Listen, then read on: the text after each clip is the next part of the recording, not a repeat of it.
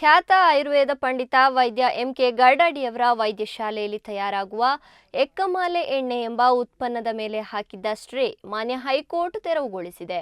Patent ಕಾಯ್ದೆಯಡಿ ಕಾರ್ಕಳ ತಾಲೂಕಿನ ಸುಧಾಕರ್ ಎಂಬುವರು ಗರ್ಡಾಡಿಯವರ ಎಕ್ಕಮಾಲೆ ಎಣ್ಣೆ ಎಂಬ ನೋವು ನಿವಾರಕ ಎಣ್ಣೆಯ ಪೇಟೆಂಟ್ ಹಕ್ಕುಗಳ ವಿಚಾರದಲ್ಲಿ ಉಡುಪಿ ಜಿಲ್ಲಾ ನ್ಯಾಯಾಲಯದಲ್ಲಿ ದಾವೆ ಹೂಡಿ ಎಣ್ಣೆಯ ಮಾರಾಟಕ್ಕೆ ಸ್ಟೇ ತಂದಿದ್ರು.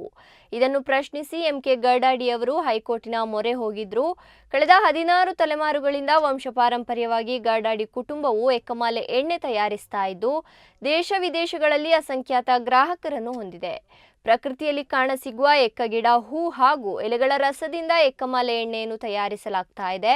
ಇನ್ನು ಹೆಚ್ಚಿನ ಆಯುರ್ವೇದ ಹಾಗೂ ಪರಂಪರಾಗತ ವೈದ್ಯರು ಎಕ್ಕಗಿಡದ ವಿವಿಧ ಭಾಗಗಳನ್ನು ತಮ್ಮ ಔಷಧಿ ತಯಾರಿಕೆಗೆ ಕಾಲಾಂತರಗಳಿಂದ ಉಪಯೋಗಿಸುತ್ತಾ ಬಂದಿರುತ್ತಾರೆ.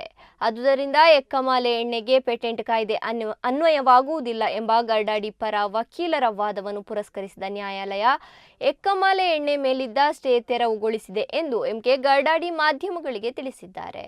ಹಲೋ, ನಾನು ವಂಶಪಾರಂಪರ್ಯ ಆಯುರ್ವೇದ, ನಾಟಿ ವೈದ್ಯ ಹಾಗೂ ಯುನಾನಿ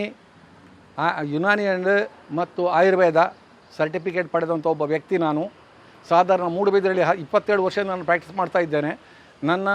ನಾನು 47 ವರ್ಷದಿಂದ ಬೇರೆ ಬೇರೆ ಜಾಗಗಳಲ್ಲಿ ಪ್ರಾಕ್ಟೀಸ್ ಮಾಡ್ತಾ ಇದ್ದೇನೆ. ಸದ್ಯ ಮೂಡುಬಿದಿರೆಯಲ್ಲಿ 27 ವರ್ಷ ಆಯಿತು.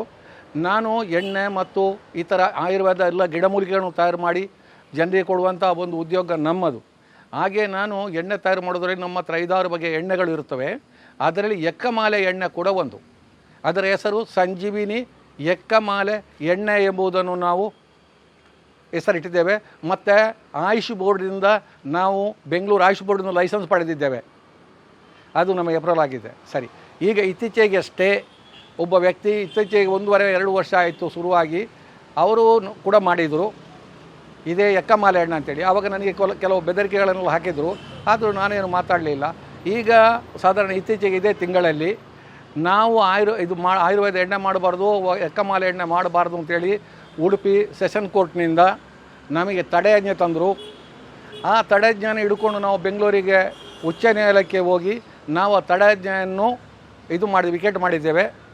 ನಮಗೆ ಇದರ ಪರವಾಗಿ ಅಲ್ಲಿ ಹೈಕೋರ್ಟ್ನಲ್ಲಿ ಮೊಹಮ್ಮದ್ ಸುಲ್ತಾನ್ ಬ್ಯಾರಿ ಎಂಬುವರು ವಾದಿಸಿ ನಮಗೆ ನ್ಯಾಯ ಒದಗಿಸಿಕೊಟ್ಟಿದ್ದಾರೆ.